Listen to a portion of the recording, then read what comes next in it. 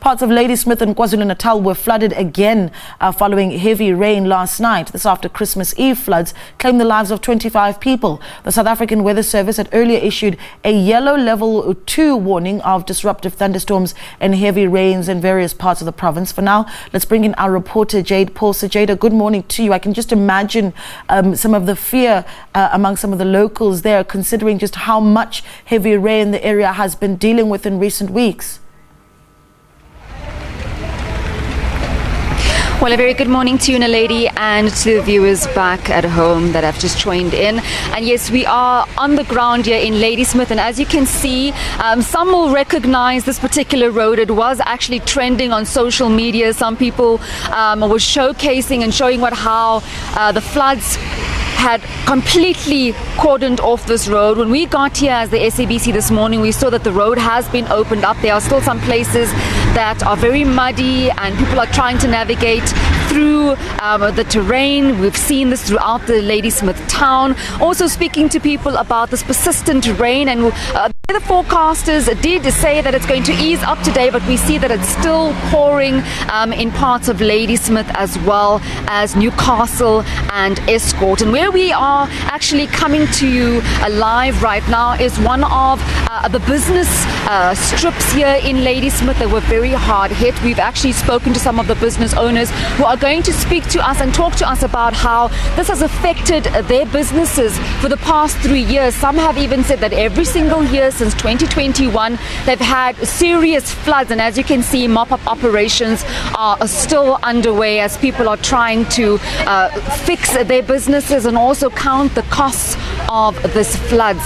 Several business owners also on the ground here talking and saying that these floods have really knocked them, especially after COVID-19, where they're still trying to sort out their businesses. As you can see, some of these businesses completely flooded. I'm going to see if I can't try and speak to Solomon here, Fantu. We spoke earlier off camera and he was actually telling me how this has affected his business. Solomon, thank you so much for speaking to us on SABC News. You are live.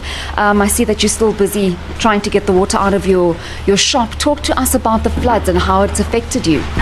The flood is so difficult. It was about it's too high, about 4 kilometers. 4 meters high. Yeah, 4 meters high.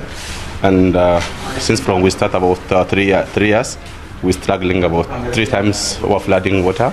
We lose about more than, on my side, more than about let's say some couple millions. So there's nothing to sell right now. I lose anything. We're cleaning now, and then we're going to start again to buying the stock. So we don't have nothing. Yeah, so we are struggling totally. I know that you're still counting the costs, but can you talk to us about what you've lost in your shop? All the stock. So we have a full stock, so we can't hide anyway because of our flooding all over. Yeah. Okay. The municipality, have they met with business owners? Has there been some sense of communication from them at all?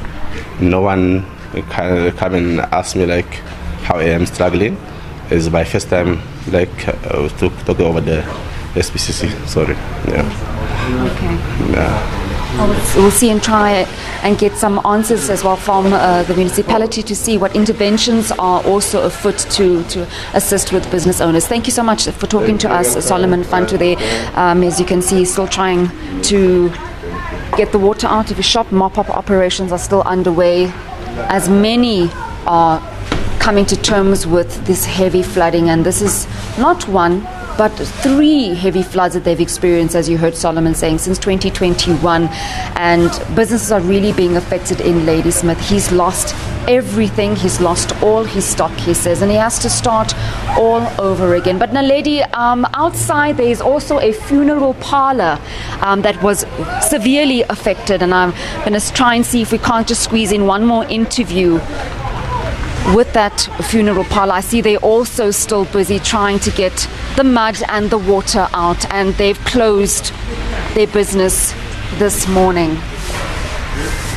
Good morning. I see you're also busy trying to get the water out. If you can just talk to us about how this is affecting your business. It's very, very bad. What happened these 2 days is very bad on our side. Because now what's happening here, our clients cannot come in. As you can see now, they are standing at the door. They want to do their monthly payment. We have outstanding funerals that we are supposed to conduct, but we cannot just go because everything has been flooded. As you can see here, the office, most of the things has been destroyed. We are trying to clean up because this water was coming in a mass volume. Then this is what's, as you can see, this is what we are facing. And it's really, really hard and bad because this is the 3rd consecutive years happening. Yeah, and now, you know, some families have already prepared their funerals. That they're going to bury their loved ones, and they come here, they cannot access anything from us. Some of the files got destroyed through water. Some of the insurance policies are gonna phone to confirm the death.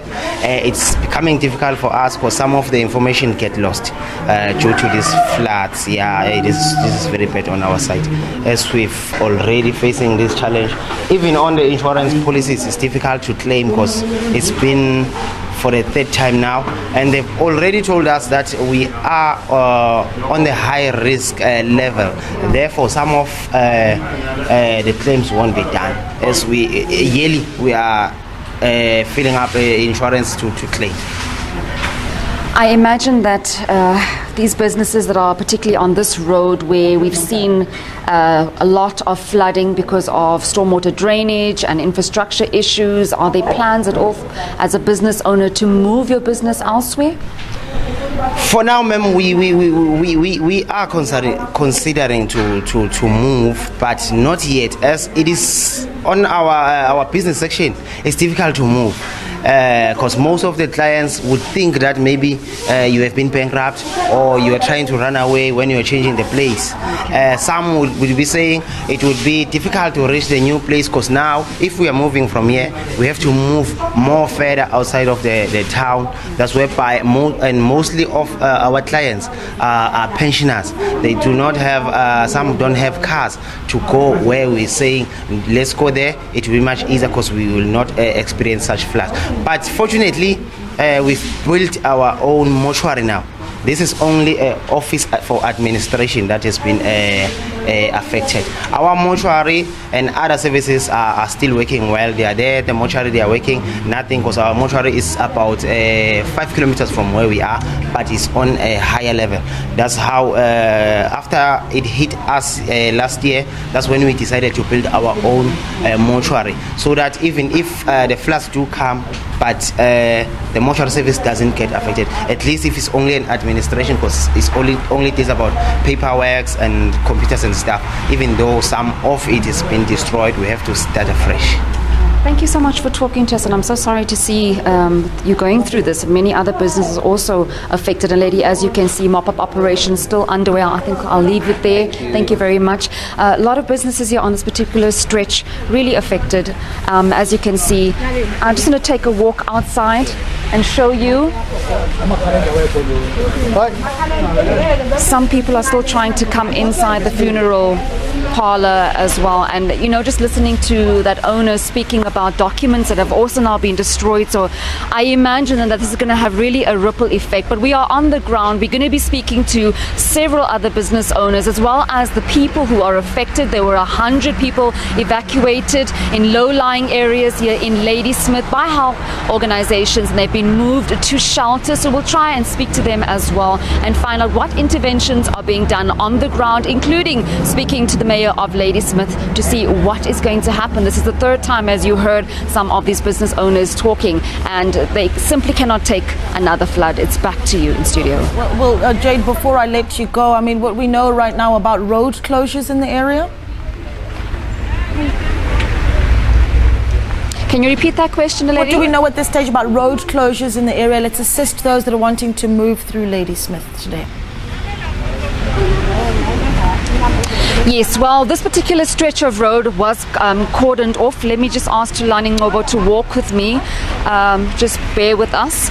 So this particular road was cordoned off. This was the hardest hit. As I said, Many TikTok videos came from here, people in boats trying to navigate through this part of the CBD. So this one was the hardest hit, as you can see, the mud and the rain and the water, still waterlogged in certain parts of the area, just after Spa as well as some of the other businesses. But in terms of road closures, nothing that we've seen. We have just arrived, so we've just been driving through to see how hard hit Ladysmith was, but it seems to be free-flowing traffic. Everyone seems to be moving freely. There hasn't been any roads that have been closed, and the drainage seems to be, subsiding. The water has been subsiding on these particular roads that we have driven on, a lady. Yeah, slippery roads nonetheless, though. Thank you so much for that update. Jayed-Leigh Paulse is speaking to us there from Ladysmith and KZN. And we